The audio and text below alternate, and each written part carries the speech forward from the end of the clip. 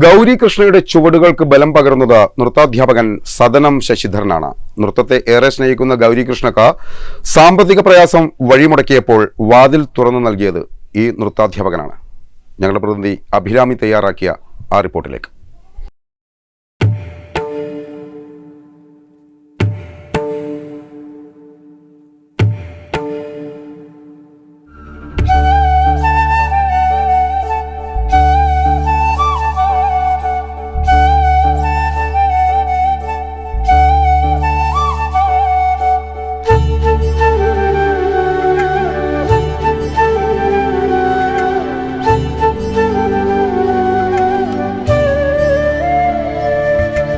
ഇവള് നന്ന ചെറുതിൽ എൻ്റെ അടുത്ത് പഠിക്കാൻ വന്നിട്ടുണ്ട്.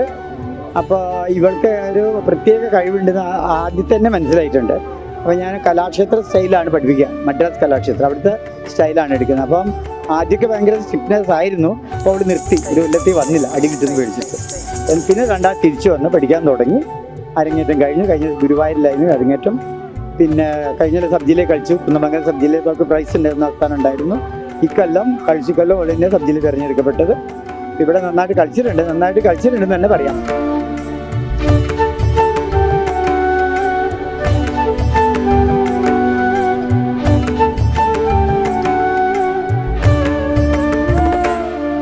ഏത് ചെറിയ കുട്ടികളായാലും പൈസ എല്ലാം നോക്കുന്നു. ഇവളുടെ കലയാണ്. എനിക്ക് അത് ഇവിടെ നിന്നായാലും എനിക്കൊരു പേരാണല്ലോ, അതാണ് ഞാൻ ചിന്തിച്ചത്. ഒന്നത്. രണ്ടാമത്തത് കളിക്കാനുള്ളൊരിതുണ്ടല്ലോ, ആ സന്മനസ്, ക്ഷമയാണ് ഇതിന് വേണ്ടി. ഇത്രയും അടവൊക്കെ അങ്ങനെ ചെയ്യണമെങ്കിലാണ് അങ്ങനെ കൈയും കാലമൊക്കെ വേദനയാവണം. ഇപ്പോൾ അവൾക്ക് കാലുവേദന ഉണ്ട് നന്നായിട്ട്. കുറേ നാളായാലും ഇങ്ങനെ കളിക്കാൻ തുടങ്ങിയിട്ട് ട്രീറ്റ്മെൻറ്റിലാണ്. അടവ് ഇങ്ങനെ ചെയ്യുന്നതിനെ കൊണ്ടാണ് ചെറുതുണ്ട്. പക്ഷേ ഇവൾക്ക് അങ്ങനെയുള്ള ഭക്ഷണങ്ങൾ കഴിക്കുന്നില്ല.